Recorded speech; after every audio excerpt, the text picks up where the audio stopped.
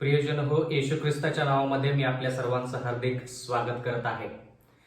आजचे प्रगटीकरण या मालिकेमध्ये पुन्हा एक वार मी आपल्या सर्वांचे हार्दिक स्वागत करतो. आजचा जो संदेश आहे तो 16व्या क्रमांकाचा संदेश आहे, ज्याचं शीर्षक आहे बाबेलचा पाडाव. बंधू आणि भगिनींनो, ह्या जगामध्ये आपण राहत असताना आपल्याला खूप गोष्टी वर येताना म्हणजे उदयास येताना आपल्याला पाहायला मिळतात. प्रगती होताना आपण त्या गोष्टी पाहतो आणि मग त्या गोष्टी हळूहळू पराभूत होत जातात किंवा त्यांचा पराजय होतो किंवा त्यांचा पाडाव होतो, याविषयी देखील आपण ऐकतो. खूप देश जे आहेत ह्या जगामध्ये, त्यांच्यामध्ये आपण काही देश असे पाहतो जे उदयास आले, त्यांनी प्रगती पाहिली आणि त्याच्यानंतर त्यांचा पाडाव झाला. बंधू आणि भगिनींनो, देवाचं वचन ऐकण्या अगोदर आपण प्रार्थना करूया. सर्व समर्थ जिवंत परमेश्वर देवा, अखिल विश्वाचे उत्पन्न करत्या प्रभू, उपकार मानतो आजच्या ह्या दिवसाबद्दल. ही संधी आणि ही वेळ तुझी आहे परमेश्वरा, वचन तुझं आहे आणि म्हणून मागत आहोत परमेश्वरा की ह्या वचनाद्वारे तू आम्हाला मदत कर, जेणेकरून येणाऱ्या काळामध्ये ज्या घटना घडणार आहेत त्याच्याविषयी आम्हाला जास्त माहिती कळेल आणि त्यानुसार आम्ही तयारी करून तुझ्या दुसऱ्या येण्याची मी वाट पाहावी, जेणेकरून तू ज्यावेळेस येशील त्यावेळेस तुझ्या संगती त्या स्वर्गीय राज्यात जाण्याची आमची तयारी असेल. इथून पुढची वेळ आमचं सर्वस्व तुझ्या हाती सोपवून देऊन नम्र विनंती येशूच्या नावात मागतो, म्हणून तो ऐक. आमेन. प्रियजन हो, जर आपण दानिएलचा 5वा अध्याय पहिलं वचन वाचलं तर त्या ठिकाणी बाबेल ह्या देशाविषयी लिहिलेलं आहे. बेल्शाझर राजाने आपल्या 1000 सरदारांना मोठी मेजवानी केली. त्या हजारांसमक्ष तो द्राक्षरस प्याला. देवाचं वचन म्हणतो बंधू आणि भगिनींनो की नबुकदनेझर राजाचा जो वंशज आहे त्यानं एक मेजवानी लोकांना दिली आणि ह्या ठिकाणी लिहिलेलं आहे हजारो सरदारांच्या समक्ष त्यांनी मेजवानी देऊन तो द्राक्षरस प्याला. दुसरं वचन, द्राक्षरसाचे सेवन करत असता बेल्शाझाराने हुकूम केला की माझा बाप नबुकदनेझर ह्याने यरुशलेमेतील मंदिरातून जी सोन्या रुपयाची पात्रे आणली आहेत ती घेऊन या, म्हणजे मी, माझे सरदार, माझ्या पत्नी व उपपत्नी ह्यांना त्यातून द्राक्षरस पिता येईल. देवाचं वचन म्हणतं की त्यानं द्राक्षरस पिल्यानंतर म्हणजे त्या मेजवानीमध्ये तो मद्यधुंद झाल्यानंतर देवाचं वचन असं म्हणतं की त्याने हुकूम काढला की त्याचा जो पिता नबुकदनेझर आहे त्या नबुकदनेझराने यरुशलेम मधून जे पात्र, पवित्र पात्र, यरुशलेमच्या पवित्र मंदिरातून, यहोवाच्या पवित्र मंदिरातून जे पवित्र पात्र आणलेले आहेत ते घेऊन या, जेणेकरून तो, त्याचे सरदार, त्याच्या पत्नी, त्याचे उपपत्नी हे सर्वजण काय करतील, त्याच्यातून द्राक्षरस पितील. म्हणजे थोडक्यात बंधू आणि भगिनींनो, पवित्र आणि अपवित्र गोष्ट ज्यावेळेस एक ठिकाणी येते त्यावेळेस आपण काय पाहू शकतो, त्या ठिकाणी काय होतं हे आपण आज थोडक्यात पाहूया. दानिएलचा 5वा अध्याय आणि 3रं वचन. तेव्हा यरुशलेमेतील देवाच्या मंदिराच्या पवित्र स्थानातून आणलेली सोन्याची पात्रे ते घेऊन आले. राजा, त्याचे सरदार, त्याच्या पत्नी व उपपत्नी ही त्यातून द्राक्षरस प्याली.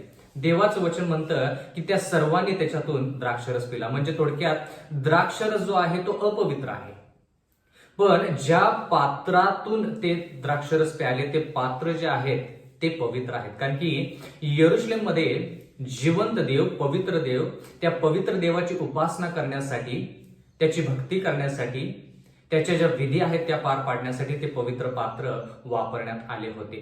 तर त्या ठिकाणाहून त्या नबुकदनेझर राजाने ज्यावेळेस ते पवित्र पात्र तो घेऊन आला त्यावेळेस त्याच्या वंशजांनी काय केलं, ते पवित्र पात्रामधून अपवित्र मद्यपान जे आहे ते केलेलं आहे. मग काय झालं? दानिएलचा 5वा अध्याय आणि 4थं वचन. त्यांनी द्राक्षरस पिऊन सोने, रुपये, पितळ, लोखंड, काष्ट व पाषाण ह्यापासून घडलेल्या देवतांचे स्तवन केले. म्हणजे थोडक्यात ह्या विधर्मी राजाने पवित्र गोष्टींचा वापर करून त्या गोष्टी अपवित्र देवतांसाठी वापरल्या. एवढंच नाही तर दानिएल 5:5 मध्ये असं लिहिलेलं आहे, त्याच घटकेस मानवी हाताची बोटे प्रगट झाली व त्याने दीपवृक्षासमोर राजवाड्याच्या भिंतीवर गिलावावर काही लिहिले आणि हाताची बोटे लिहित होती ती राजाच्या दृष्टीस पडली. म्हणजे ह्या सर्व गोष्टी होत असताना, मेजवानी होत असताना, सरदार त्या ठिकाणी आहेत, पत्न्या त्या ठिकाणी आहेत, उपपत्नी त्या ठिकाणी आहेत, या सर्व गोष्टी होत असताना त्या ठिकाणी देवाचं वचन म्हणतं की त्या राजवाड्याच्या भिंतीच्या गिलाव्यावर एक हात, फक्त हात आला आणि त्यानं त्या दीपवृक्षाच्या राजवाड्याच्या भिंतीच्या गिलाव्यावर काहीतरी लिहायला सुरुवात केली. म्हणजे त्या हाताची बोटे जी आहेत त्या हाताच्या बोटाने काहीतरी लिहायला त्या ठिकाणी सुरुवात केलेली आहे असं देवाचं वचन म्हणतं. मग असं झाल्यानंतर काय होतं? दानिएलचा 5वा अध्याय आणि 18 वचन. हे राजा, परात्पर देवाने तुझा बाप नबुकदनेझर ह्याला राज्य, महत्व, वैभव व महिमा दिली.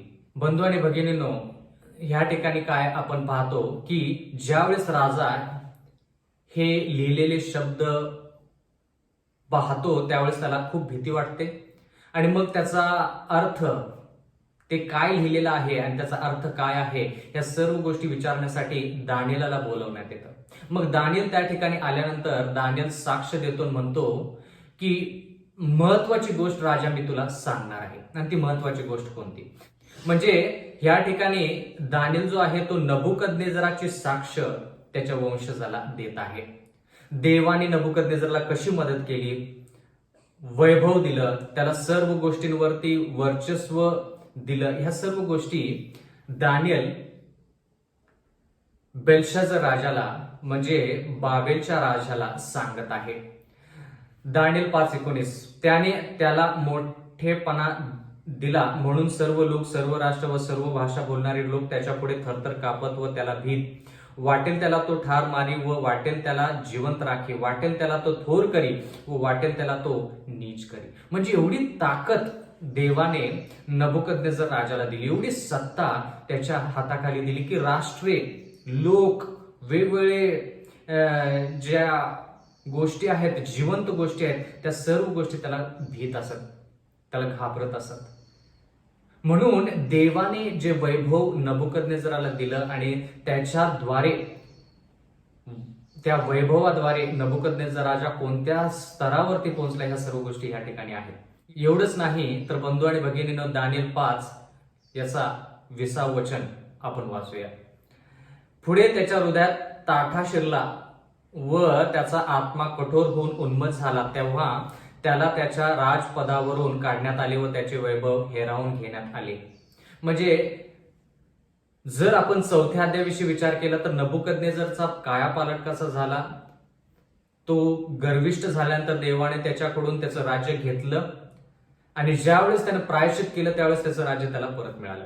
म्हणजे थोडक्यात दानिएलला किंवा देवाला दानिएलच्या द्वारे बेल्शाझरला सांगायचं आहे की तुझा जो पिता आहे नबुकदनेझर, त्याने जरी वाईट केलं असलं तर त्यानं प्रायश्चित केलं आणि नंतर देवाला स्वीकारलं, प्रायश्चित केलं, पश्चाताप केला, जिवंत देवाला स्वीकारल्यानंतर त्याला त्याचं राज्य परत मिळालं. पण तुझ्या बाबतीत काय होणार आहे मी ते तुला सांगतो असं दानिएल म्हणत आहे.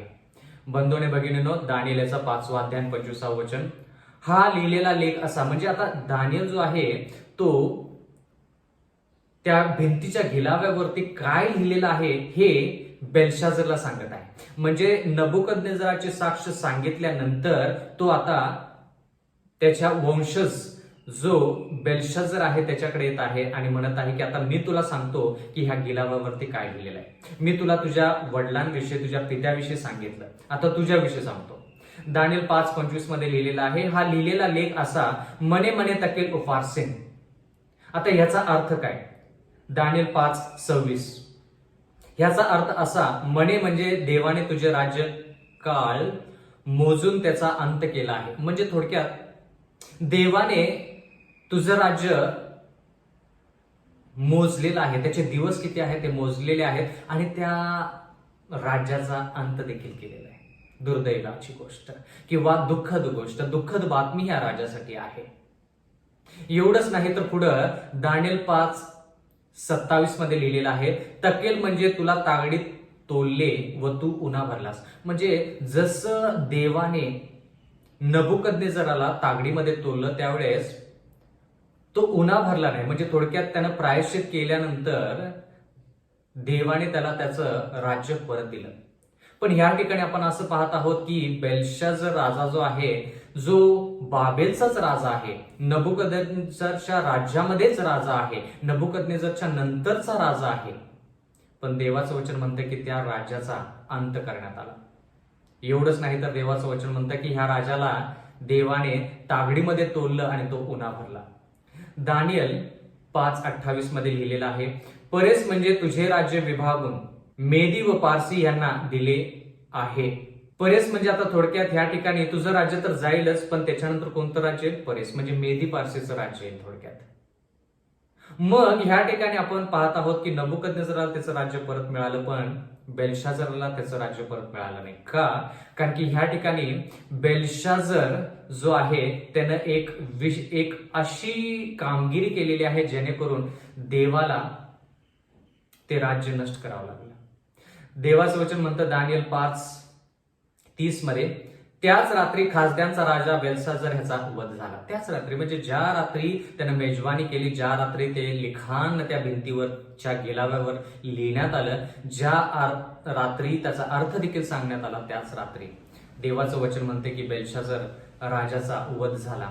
दानियल 5:31 मध्ये लिहिलेला आहे, आणि दार्यावेश मेदी हा सुमारे 62 वर्षाचा असताना राजपदारूढ झाला. म्हणजे बाबेलचं राज्य गेलं आणि मेदी पारशीचं राज्य आलं. का? कारण की ह्या बेल्शाझर राजाने एक अशी गोष्ट केलेली आहे जी फार देवाच्या नजरेत पापी आहे. म्हणजे त्यानं मद्य जे अपवित्र आहे ते मद्य त्यानं पवित्र पात्रातून मिसळून ते त्यानं पिलं. म्हणून ह्या ठिकाणी आपण पाहत आहोत की ज्यावेळेस पवित्र आणि अपवित्र गोष्टी एकत्र येतात त्यावेळेस नाश होतो, त्यावेळेस त्या देशाचा नाश होतो.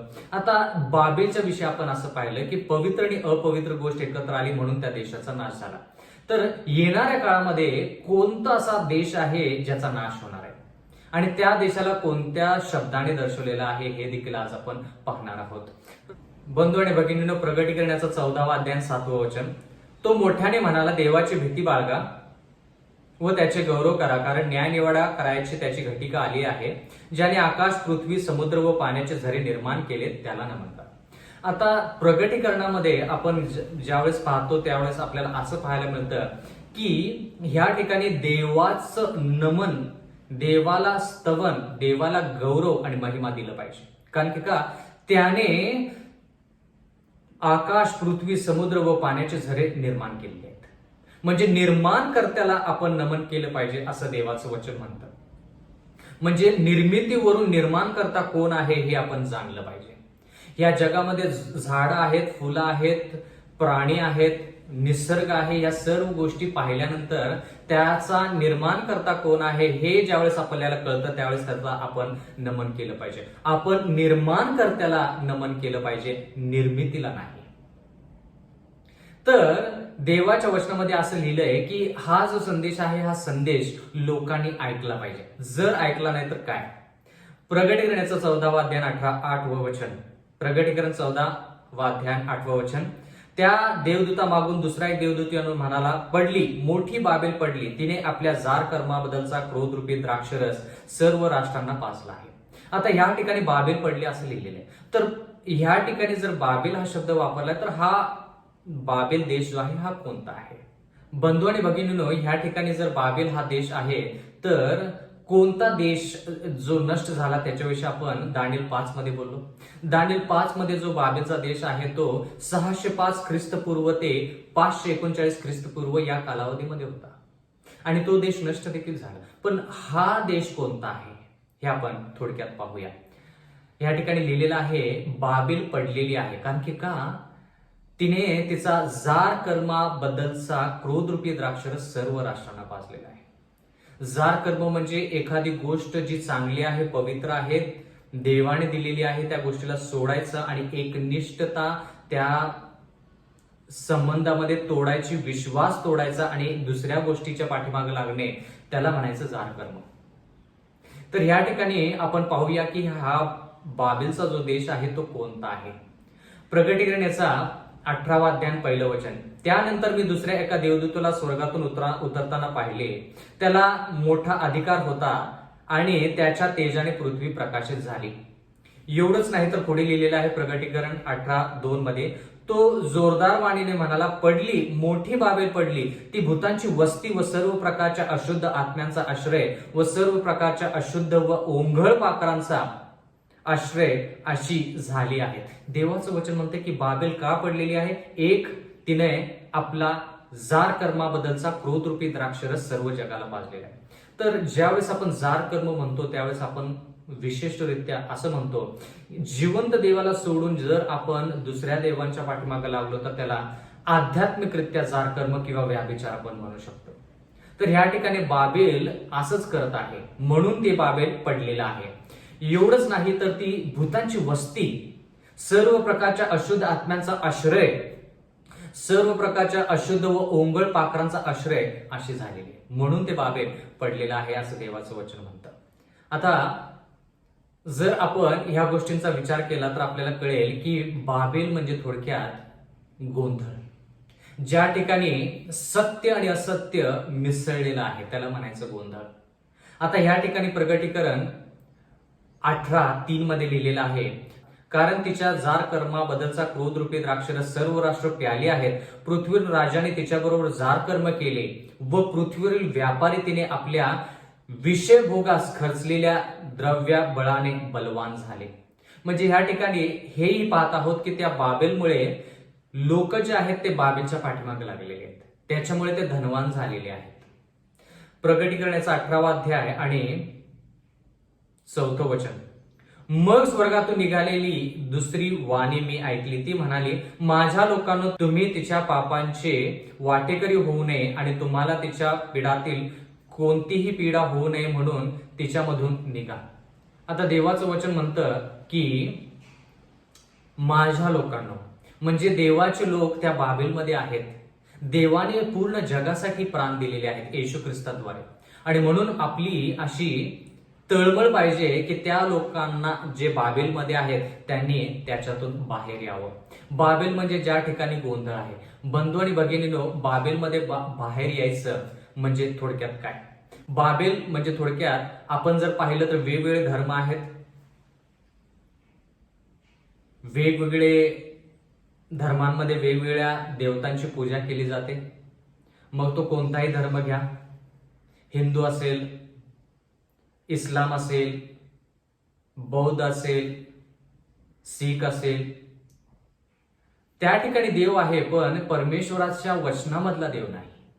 म्हणून त्यातून देव म्हणतो की बाहेर निघा, या धर्मातून बाहेर या.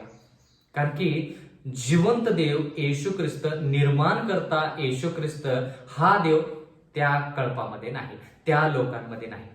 हा झाला बाबेलचा पहिला भाग. बाबेलचा दुसरा भाग जर घेतला तर आपण रोमन कॅथलिक मंडळीविषयी आपण विचार करू शकतो. आता रोमन कॅथलिक मंडळीचा जर आपण विचार केला तर ह्या ठिकाणी आपण पाहतो आहोत की रोमन कॅथलिक मंडळी जी आहे ती देवाच्या वचनाविरुद्ध कसे जाते. 7वा दिवस जो आहे तो पवित्र दिवस आहे. आजच्या कॅलेंडर अनुसार शनिवार हा पवित्र दिवस आहे, जो शुक्रवारी सूर्यास्तापासून शनिवार सूर्यास्तापर्यंत आहे. पण रविवारची जी मंडळी आहे ती काय करते, रविवार जो आठवड्याचा पहिला दिवस आहे त्याला पवित्र मानते. जी गोष्ट परमेश्वराच्या शास्त्रामध्ये नमूद पवित्र दिवस म्हणून केलेली नाही, म्हणजे तो दिवस पवित्र नाही, देवाच्या वचनानुसार तो दिवस पवित्र नाही. तर बाबेल म्हणजे थोडक्यात रोमन कॅथलिक मंडळी जी आहे, ही रोमन कॅथलिक मंडळी देखील ती पडलेली आहे. कारण की का, तिने पूर्ण जगाला हे शिक्षण दिलेलं आहे की रविवार जो आहे तो पवित्र दिवस आहे. एवढंच नाही तर रोमन कॅथलिक मंडळीमधून जे बाहेर आलेले आहेत त्यांनी ते रविवारच्या दिवशी त्यांची मंडळी स्थापन केलेली आहे. रविवारच्या दिवशी ते उपासना करतात, तो दिवस तो पवित्र पाळतात. त्या मंडळीमध्ये देखील सत्य नाही. ती जी मंडळी आहे ती बाबेलचा तिसरा भाग आहे. पहिला भाग वेगवेगळे धर्म, दुसरा भाग रोमन कॅथलिक, तिसरा भाग जो आहे ते रविवारच्या मंडळी ज्या रोमन कॅथलिक मंडळीतून बाहेर आलेले आहेत. तर ह्या गोष्टींचा जर विचार केला तर लोकांना देव म्हणत आहे की त्यातून बाहेर या आणि सत्य जे आहे ते सत्य तुम्ही जाणून घ्या. म्हणजे अशा मंडळीमध्ये तुम्ही या ज्या मंडळीमध्ये 10 आज्ञा पाळल्या जातात. जो पवित्र दिवस आहे, 7वा दिवस पवित्र आहे, तो पाळला जातो. म्हणजे थोडक्यात ज्यामध्ये संदेष्ट आहे, ज्या मंडळीमध्ये तुम्ही सत्य जाणून घेता, ती मंडळी जी आहे त्याच्यामध्ये तुम्ही या. तर ह्या ठिकाणी बाबेलचा पाडाव कसा झाला, का झाला, आपण थोडक्यात पाहूया. म्हणजे ह्या ठिकाणी हे बाबेल जे आहे हे पवित्र गोष्टी अपवित्र गोष्टी संगती मिसळतं, त्याचं मिश्रण करतं. एवढंच नाही तर आपण प्रगटीकरण याचा 17वा अध्याय आणि जर पहिलं वचन वाचलं तर ह्या ठिकाणी लिहिलेलं आहे, नंतर 7 वाट्या घेतलेल्या 7 देवदूतांपैकी एक जण येऊन माझ्याबरोबर बोलू लागला. तो म्हणाला, इकडे ये. म्हणजे अनेक जलप्रवाहावर बसलेल्या मोठ्या कलावंतींचा झालेला न्यायनिवाडा तुला दाखवतो. म्हणजे रोमन कॅथलिक मंडळीचा न्यायनिवाडा होणार आहे. बंधू आणि भगिनींनो, या ठिकाणी बाबेल, विशेष करून आपण बाबेलचा दुसरा भाग पाहत आहोत म्हणजे रोमन कॅथलिक मंडळी. कारण की का तिने जार कर्माचा क्रोध रूपी द्राक्षरस पूर्ण जगाला वाजलेला आहे. कारण की का तिनं पवित्र दिवस सोडून, जो शाबात आहे 7वा दिवस आहे, तो सोडून आठवड्याचा पहिला दिवस जो आहे, जो रविवार आहे, त्याला पवित्र दिवस केलेला आहे, जे देवाच्या विरोधात आहे. म्हणून देवाचं वचन म्हणतं की देव तिचा न्यायनिवाडा करणार आहे. एवढंच नाही तर देवाचं वचन म्हणतं, प्रगटीकरणाचा 17वा अध्याय आणि 4थं वचन, ती जांभळी व किरमिजी वस्त्रे ल्याली होती आणि सोने, मूल्यवान रत्ने व मोती ह्याने शृंगारलेली होती. तिच्या हातात अमंगळ पदार्थांनी व तिच्या जार कर्माच्या मळाने भरलेला सोन्याचा प्याला होता. देवाचं वचन होतं की ती जांभळ्या रंगाची व किरमिजी वस्त्र ल्यालेली होती, म्हणजे तिनं ते वस्त्र वापरलेले होते.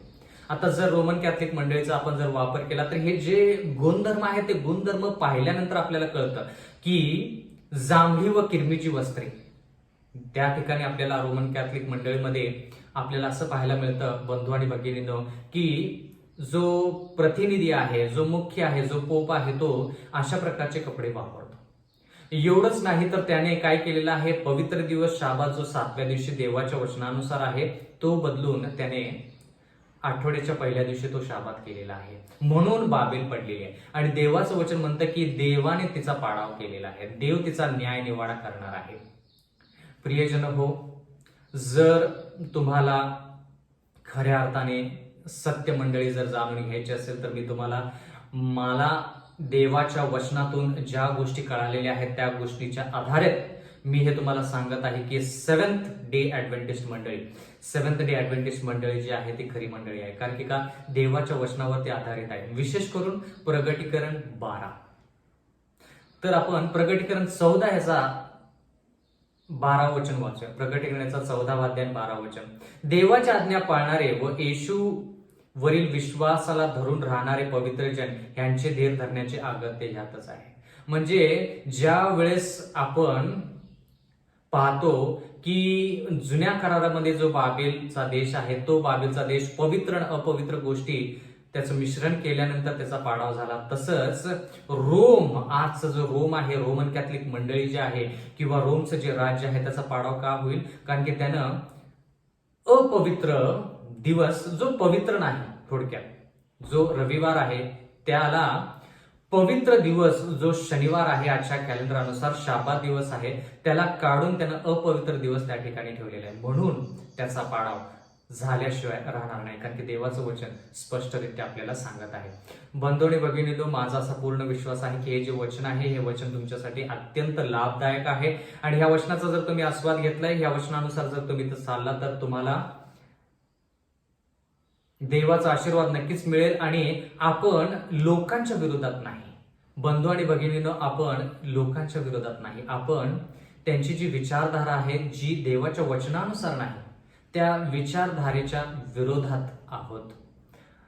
आम्ही असं म्हणू शकतो की आपण लोकांसाठी प्राण दिले पाहिजेत. मग तो कोणत्याही धर्माचा असू दे, कोणत्याही मंडळीमधला असू दे, कोणत्याही राष्ट्राचा असू दे, कोणतीही भाषा बोलणारा असू दे, येशू ख्रिस्ताने सर्वांसाठी प्राण दिलेले आहेत. आणि म्हणून येशू ख्रिस्त म्हणतो की त्या बाबेलमधून ज्या ठिकाणी भूतांची वस्ती आहे, पाप आहे, त्या पापातून तुम्ही बाहेर या.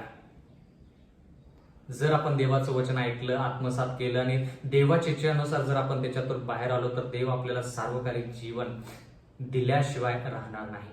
म्हणून बंधू आणि भगिनींनो, आपण लोकांच्या विरोधात नाही, आपण लोकांवरती प्रेम केलं पाहिजे. कारण की का, देवाने त्यांच्यावरती प्रेम केलेलं आहे. आणि म्हणून ही जी सुवार्थ आहे, ही सुवार्थ आपण पूर्ण जगामध्ये सांगितली पाहिजे, जेणेकरून लोक सत्यामध्ये येतील, येशू ख्रिस्त लवकर येईल आणि आपण त्या स्वर्गीय राज्यात लवकर जाऊ. येणारे संदेश जे आहेत त्याच्यावरती पण तुम्ही लक्ष द्या. ते येणारे संदेश देखील तुम्ही पहा आणि त्या संदेशाद्वारे तुमच्यामध्ये, माझ्यामध्ये आध्यात्मिक वाढ होईल असा माझा पूर्ण विश्वास आहे. आपण प्रार्थना करूया. सर्वसमर्थ जिवंत परमेश्वर देवा, अखिल विश्वाचे उत्पन्न करत्या प्रभू, आम्हाला तू दाखवून दिलेला आहेस की बाबेलचा पाडाव होणार आहे. आणि विनंती करत आहोत की जे लोक बाबेलमध्ये आहेत त्यांनी तुझा स्वीकार करावा. रोम, विशेष करून रोमन कॅथलिक मंडळीचा पाडाव होणार आहे. कारण की परमेश्वरा, त्या ठिकाणी पाप आहे. आणि म्हणून देवा विनंती करत आहोत की जे तुझे लोक त्या ठिकाणी आहेत त्यांना तू वाचव, आम्हाला मदत कर, जेणेकरून आम्ही त्यांना मदत करू आणि त्यांना सुखरूप सार्वकालिक जीवनाची वाटचाल करण्यासाठी मदत करू. प्रेमळ पित्या, तुझं प्रेम जे आहे ते प्रेम आम्ही त्यांना द्यावं. तुझ्या प्रेमाद्वारे परमेश्वरा त्यांना सत्याचा मार्ग दाखवावा असं होऊ दे.